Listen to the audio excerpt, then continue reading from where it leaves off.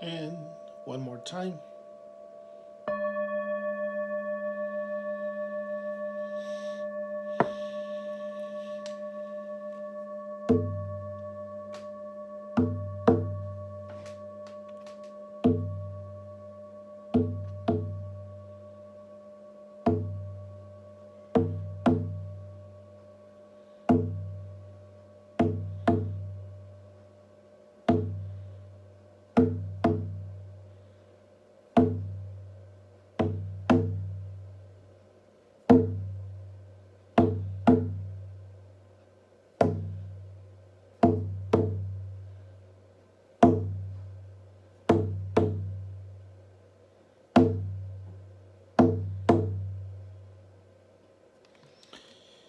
Excellent. The main goal, vision, intention, plan, purpose of this presentation right now is an introduction to the topic of living a life free of violence, which is the most significant and important goal for the healing circles that we do, especially for the cases and programs of domestic violence as an intervention approach. So that's the main goal, to continue living a life free of violence as noble men with word, or as sacred women with word. Hombres nobles con palabra, mujeres sagradas con palabra. Everything within the relationship or the family system has been sacred. Sacred means it's not like a religious concept or out of the ordinary, but sacredness has to do with good intentions, positive orientation toward continue doing well. So that's why Jerry Tejo in some of his presentations talks about restoring our sacredness to continue doing well. So, as the main goal to continue living a life free of violence requires for each one of us to continue reminding ourselves that living a life free of violence is our main goal within the healing circles, within the gatherings and the programs that we process. Okay, now,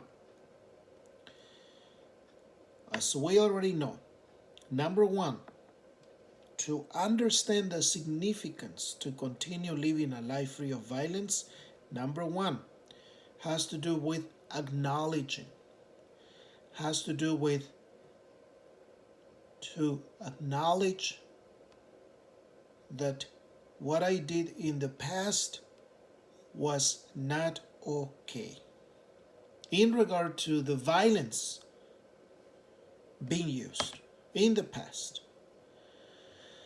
And as we already know, domestic violence has to do with various types of abuse. Number one, emotional abuse. That is, making the other person feel bad about herself or himself. I'll use themselves, okay?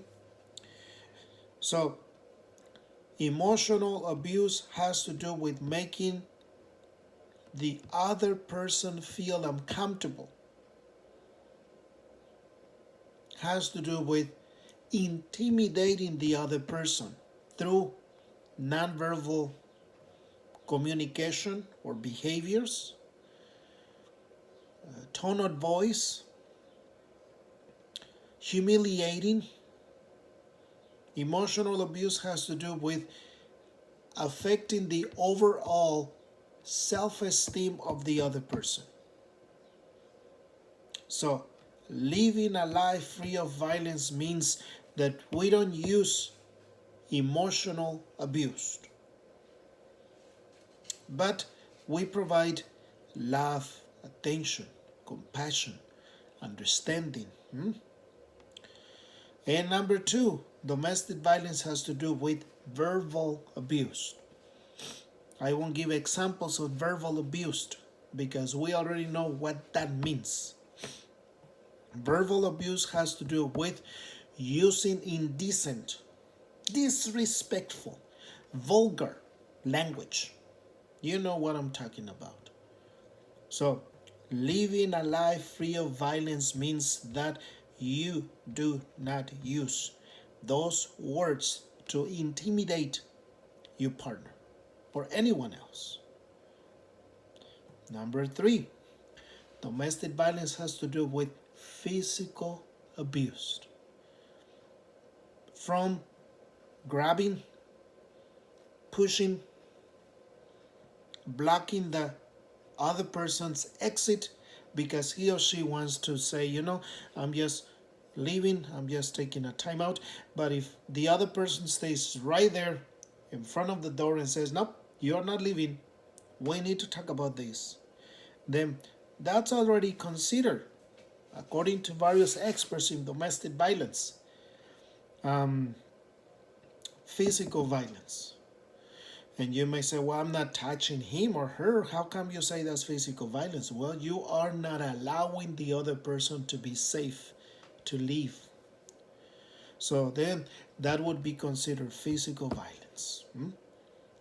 So punching the wall, throwing something against something, an object, that's an indicator to some degree of physical violence. That's telling the other person, you know what? If you don't do what I'm telling you, this is going to happen to you. So it's like a warning thing that encompasses what is emotional and physical violence has to do with. Okay? So then we have three, right? Emotional, verbal, and physical. But within those three types of abuse, we have what we call social abuse, economic abuse or financial abuse, spiritual abuse, sexual abuse, and nowadays something we call is social media,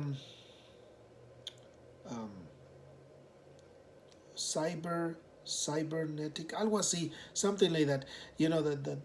That you are, controlling what he or she is doing on the phone, right? Kind of stalking.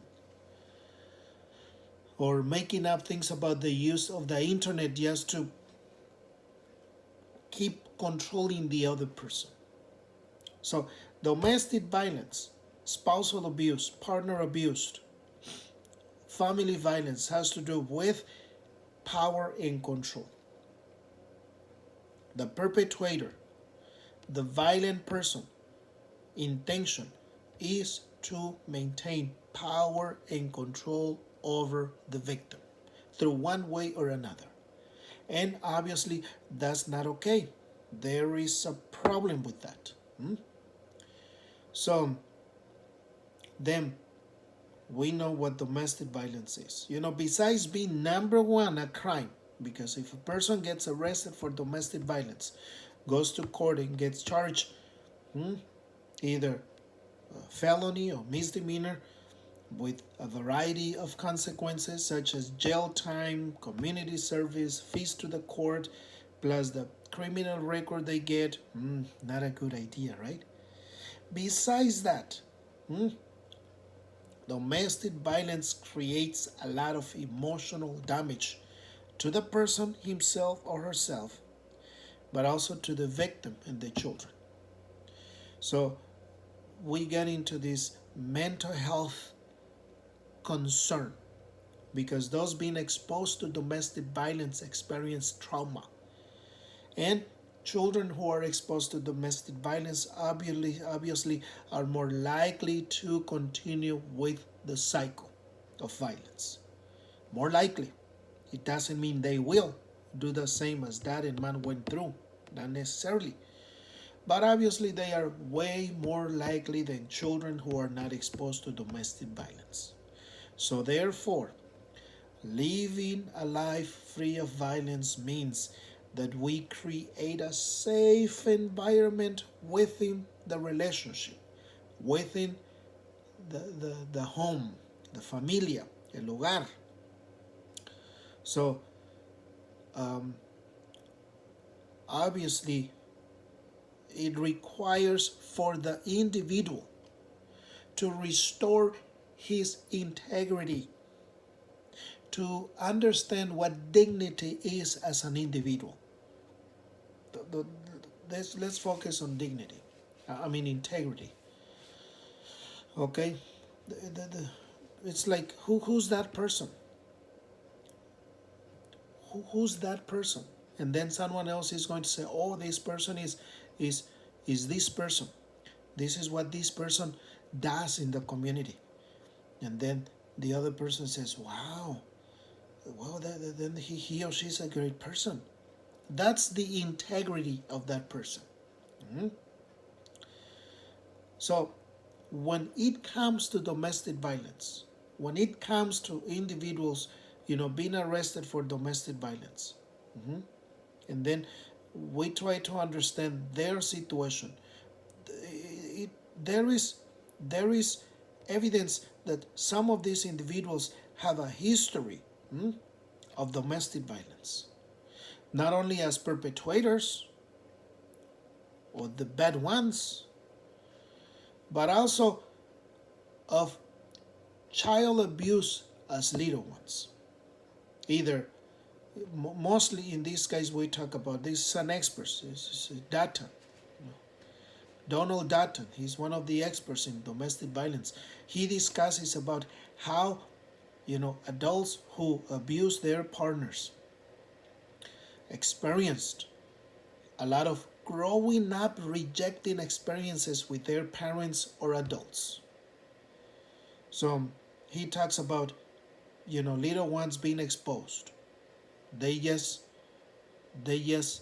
hear what's going on, the screaming, the yelling, but they don't see the violence. Number two, sooner or later they will see what's going on with dad and mom.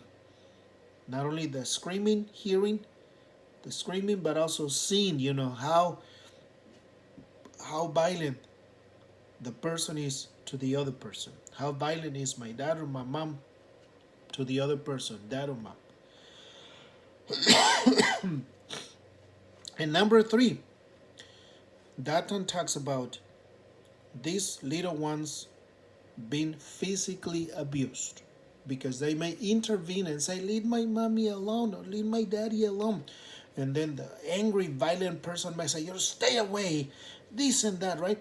And they experience verbal abuse, emotional abuse, physical violence, those little ones.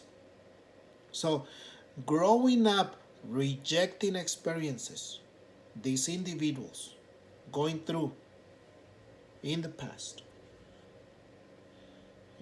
they have gone through this kind of stuff. It's trauma, right? So, and sometimes, people repress, kind of hide what they went through, try to forget about it. But it's not just forgetting about it. Sooner or later, that angry stuff and rejecting experiences are going to come up through the repetition of the current repetition of someone rejecting them, someone intimidating them. And that's going to be their partners. They argue, they start fighting, screaming, yelling at each other, and the person feels again rejected, feels again ignored. then that's when the person becomes defensive, angry, violent to the other person. This is a way of explaining to some degree only. Okay, this is just a perspective. It doesn't mean, oh, that's the only way to explain, you know, you know, how domestic violence is linked to what happened to that person in the past. That's just one view. There is another view, and the other view has to do with the person is choosing to be violent to his or her partner, period. Besides what he or she went through in the past, trauma, rejection, abuse, um, that's something that, in my personal perspective, I don't want to ignore. I don't want to say whatever happened to you in the past is in the past. No. What happened to that person in the past is is is deeply important to consider. But there is other view, which is the psychosocial view of explaining, why domestic violence occurs or how domestic violence is linked, is behavior. So they may say, through one way or another, this person learned to be violent to his or her partner, through one way or another, obviously being exposed. So, and they talk about, well, it's all about the person being fully conscious of being violent to the other person. Therefore, the person is to be responsible and accountable for what he or she has done. So that's one explanation. So he or she chose to be violent. They may say nothing to do with what happened in the past with trauma. Yes and no. So we always want to consider our growing up experience.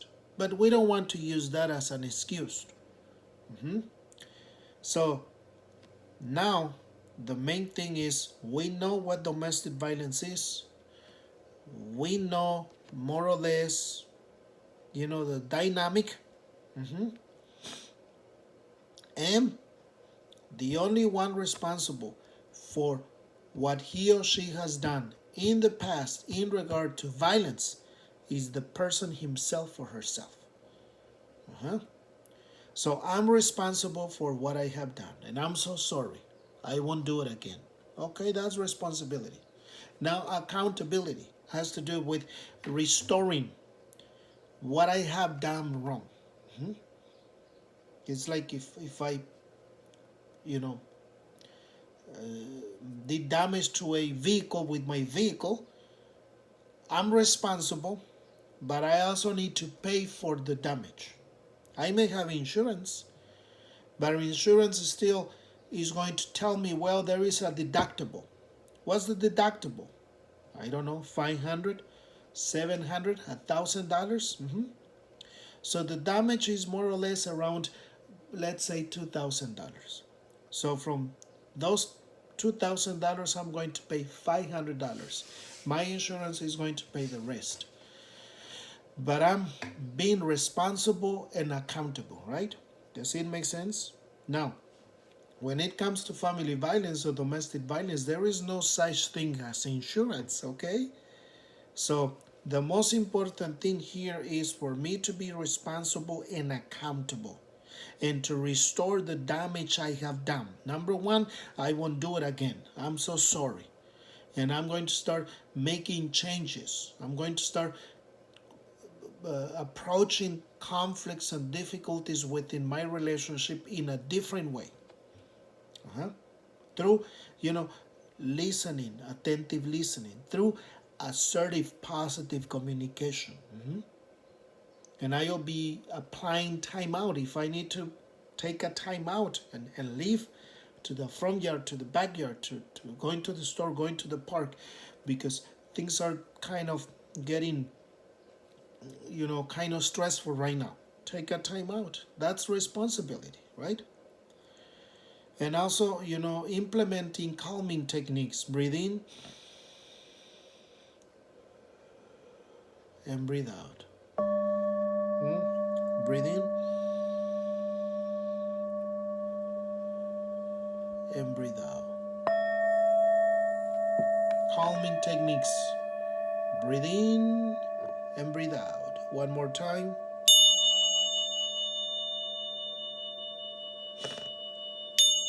Breathe in and breathe out.